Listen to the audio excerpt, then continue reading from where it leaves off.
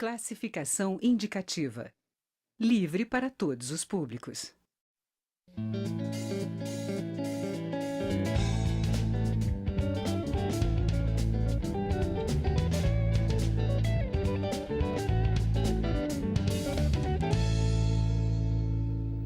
Olá!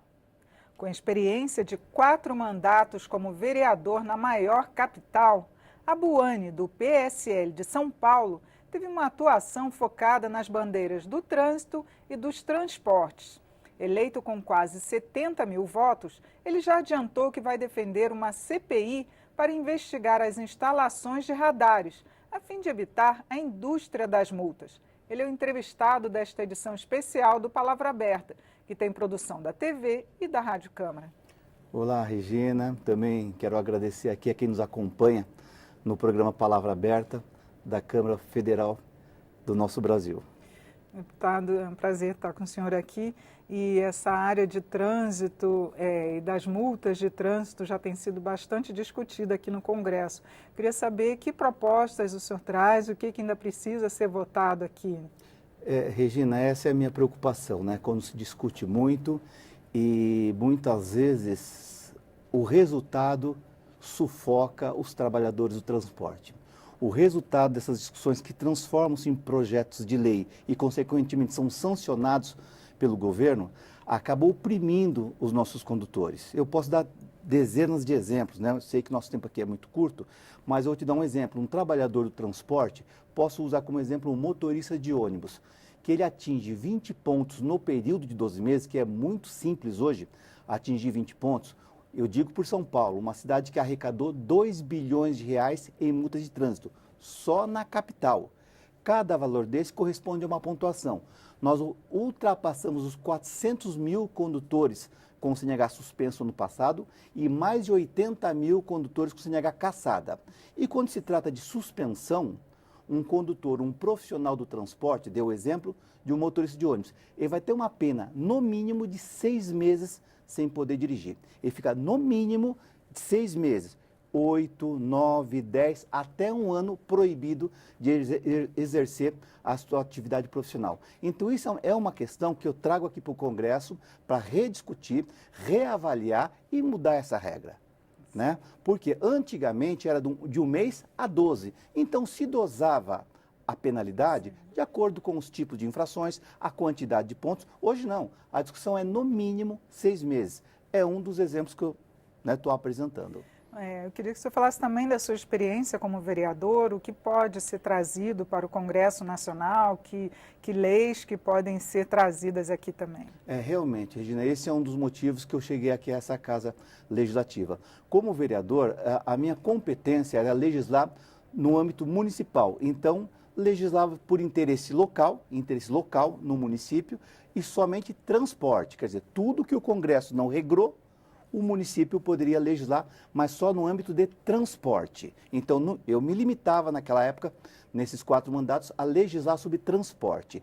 Agora, para legislar sobre trânsito, é só nesta casa. Né? Só na Casa Legislativa Federal é que poderemos legislar sobre trânsito e também transporte. E muitas questões que vêm oprimindo os condutores, que vêm sufocando os condutores, os profissionais do transporte, não só profissional do transporte, os condutores em geral, tramita nessa casa. Então, é um motivo que vim para cá para defender esse segmento, trânsito e transporte. Agora, o senhor falou também numa CPI para apurar essas multas de trânsito. Como que seria a investigação para o caso dessas multas, já que elas são aplicadas pelo poder público, né? Sim, exatamente, né? Geralmente, os radares são instalados nos municípios, lógico, nas rodovias federais, estaduais, para cada autoridade, né, tem a sua competência.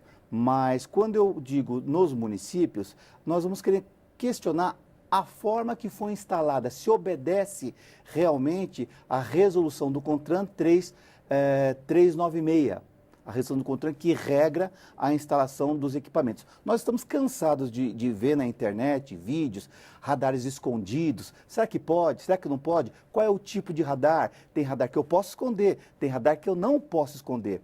Tem radar que é instalado de uma forma imoral e tem outros que são de formas ilegal. E nem tudo que é moral ou melhor, nem tudo que é legal é moral. Então, quer dizer, das duas formas, nós temos aí radares que atingem diretamente esses condutores, onde o papel do radar não é esse, não é arrecadatório. É uma questão de educação com a finalidade de evitar o acidente. Inclusive, está no próprio texto da resolução que o fator primordial do radar é reduzir o índice de acidente de trânsito. Quando eu instalo um radar num determinado ponto, eu tenho que ter todo um estudo daquele ponto. O índice de acidente de trânsito, o que reduziu, o que influenciou a instalação desse radar. Aí eu pergunto, né, para todas as autoridades do Brasil que utilizam desses mecanismos, é feito estudo? Esse equipamento está sendo homologado, ou melhor, está sendo aferido pelo Inmetro a cada 12 meses? Tem laudo? Então, quer dizer, vai ter uma série de circunstâncias que nós poderemos investigar. Agora, aqui a Câmara já avaliou também uma proposta que prevê um cadastro nacional para registrar todos esses radares. Sem dúvida. O senhor acha que é uma alternativa? Então, inclusive, vale a pena? Vale a pena. Inclusive, tem que estar no portal da Prefeitura ou da autoridade competente que instalou o radar, o número do radar, o local de instalação do radar, isso tem que estar disponível ao público. Eu pergunto mais uma vez, será que está disponível ao público? Porque o que a gente vê, os radares sendo instalados de forma na arapuca, a armadilha, a pegadinha, e o que sente o condutor? Está ali para arrecadar valores e, num ponto de vista meu e de muitos condutores que passam por essa situação, é totalmente injusto. Agora, essas informações estando disponíveis, elas não vão ser usadas também por aqueles condutores que querem burlar o trânsito, né? Assim como tem esses aplicativos que mostram onde tem radar, isso daí também não prejudicaria? Mas sabe o que acontece? Eu acho que nós não podemos trabalhar pela exceção. Nós temos que trabalhar pela regra. E a regra do radar é para evitar acidente de trânsito, né? E o condutor que excede a velocidade, ele comete outras infrações. Não é só a questão da velocidade. Veja só, eu tenho que deixar bem claro. Quem excede a velocidade tem que ser multado. Mas não podemos utilizar os radares como um mecanismo arrecadatório, né? Essa é a questão que eu discuto. E eu queria que o senhor, por último, falasse para a gente se o senhor tem alguma proposta que já apresentou, que vai apresentar, já está Não, vamos pronto? apresentar. Nós vamos pedir sugestões para alterar a resolução, que proíba os veículos estáticos de serem escondidos. Desculpa, que proíba os radares estáticos, aqueles que a gente monta, Sim, né, sim. ao longo da via. Não fixo, o estático. Sim. Ele pode ser escondido.